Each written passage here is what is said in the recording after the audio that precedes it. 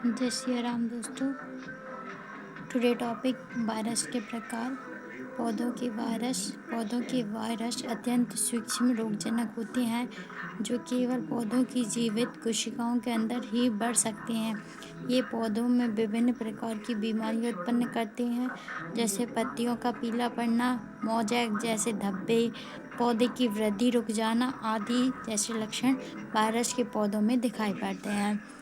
पौधों की वायरस की विशेषता ये सूक्ष्म होते हैं, इन्हें केवल इलेक्ट्रॉनिक माइक्रोस्कोप से देखा जा सकता है। इनमें डीएनए और आरएनए में से केवल एक प्रकार का आनुवंशिक पदार्थ होता है। ये स्वयं अपना प्रजनन नहीं कर सकते, इन्हें जीवित कोशिकाओं की आवश्यकता होती है। ये प्रायः रस कीटों, बीजों, सीड्स या उपकरणों के माध्यम से फैलते हैं।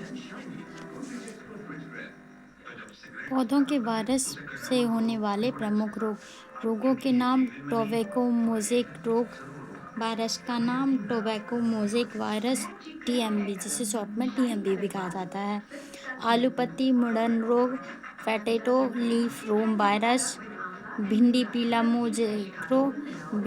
Mosaic virus. चावल ट्रैंगो रोग, राइस ट्रैंगो वायरस। गन्ना मोज़ेक रोग, शुगर मोज़ेक वायरस।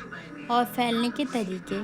कीट वाहक होते हैं, संक्रमित बीज या कटिंग होते हैं, संक्रमित औजार या मानक संपर्क के होते हैं, मिट्टी या पराग के माध्यम से होते हैं। नियंत्रण के उपाय। रोग प्रतिरोधी किस्मों का उपयोग करें, संक्रमित पौधों को नष्ट करें, स्वच्छ औजार का उपयोग करें, बीज उपचार अपनाएं। आप देख सकते हैं, ये रहा टीएमबी का संक्षिप्त वर्णन, जिसमें आरएनए इंसुलेट पाया जाता है, प्रोटीन पाया जाता है, कॉप्साइड पाया जाता है, कैप्सिमोल्स पाए जाते हैं। टीएमबी की पूरी संरचना के बारे में पढ़ते हैं। टीएमबी की खोज का मुख्य रूप से दो वैज्ञानिकों को दिया जाता है। त्रिमित्री वाइनोवस्की 1892 में इनकी पहचान की और मार्टिन वाइजेरिक्स ने 1898 में इसकी प्रकृति की पुष्टि करी। टीएमबी तंबाकू मोज़ेक वायरस। टीएमबी का फुल फॉर्म क्या होता है? तंबाकू मोज़ेक वायरस। संरचना। टीएमबी तंबाकू के मैसिका वायरस है। ये लंबे, पतले और बेलनाकार होते हैं। ये सिल्डर लाइक के होते हैं। विडन और पेरी इसके अनुसार 3000 ए से 170 ए होते हैं। बैक्टीरियोफेज में ये विषाणु होते हैं जो बैक्टीरिया को संक्रमित करते हैं और इनके भीतर बढ़कर इन्हें नष्ट कर देते हैं। बैक्टीरिया का अर्थ होता है बैक्टीरिया और फेज का अर्थ होता है भक्षक, यानी बैक्टीरिया को खाने वाला विषाणु।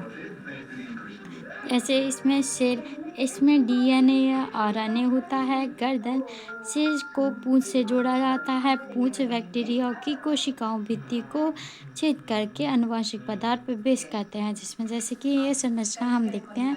ये रहा उसका हेड, ये टेल रहा, नीचे का भाग रहा, जिसमें कलर होता है, सर्कुलर होता है, बेस प्लेट होता है, लॉन्ग टेल फ्लेवर होता है। अब आते हैं माइक्रोप्लाज्मा का क्वालिफिकेशन वर्गीकरण करते हैं तो किंगडम आता है, फिर डिवीज़न आता है, क्लास आती है, फिर ऑर्डर आता है, फैमिली आती है, फिर जीन्स आते हैं। इसके बाद हम देखते हैं वायरस और बैक्टीरिया दोनों के मिश्रण या गुण को प्रदर्शित करने वाले और उन्हें सूक्ष्म जीव कहते हैं, या दूसरी परिभाषा में हम देखते हैं सूक्ष्म जीव ऐसे जीव हैं जिन्हें नग्न आँखों से नहीं देखा जा सकता है। इन्हें देखने के लिए सूक्ष्मदर्शी की आवश्यकता होती है। इनमें बैक्टीरिया, कवक, प्रोटोस्टा और शैवाल जैसी जीव शामिल हैं। नोकार्ड रॉक्स 1898 इसका अध्ययन पशुओं में पूरा निमोनिया में किया गया था। और नेक्स्ट हम देखते हैं सूक्ष्म जीव के प्रमुख प्रकार होते हैं बैक्टीरिया, विषाणु, कवक, प्रोटोजोआ, शैवाल। सूक्ष्म जीव का महत्व और उपयोग। दही, पनीर, सिरका, शराब आदि के निर्माण में होता है, जैव उर्वरक को बनाने में होता है, दवाइयों के उत्पाद में होता है, मृत पदार्थों के विघटन में होता है, हानिकारक कार्य, रोग उत्पन्न करते हैं जैसे कि टाइफाइड, कॉलरा, फ्लू, भोजन को सड़ाते हैं। अब आते हैं हम दुई रमक। दुई वैज्ञानिक ने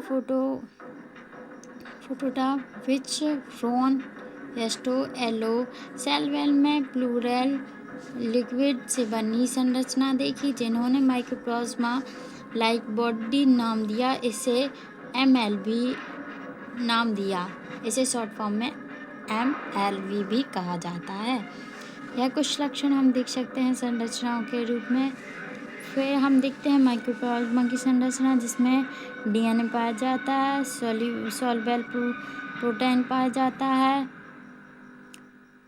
जिसमें राइबोसोम पाया जाता है, सॉल्युबल पाया जाता है। माइक्रोप्लाज्मा एक जीव प्रोकैरियोटिक जीव है। माइक्रोप्लाज्मा पौधों की फ्लोएम सेल्स पर आदि करता है। ये मृतक जीवों भी होते हैं और परजीवी भी होते हैं। ये किसी भी आकार के होते हैं। इनमें RNA, DNA दोनों पाए जाते हैं। इस घुलनशील प्रोटीन पाया जाता है।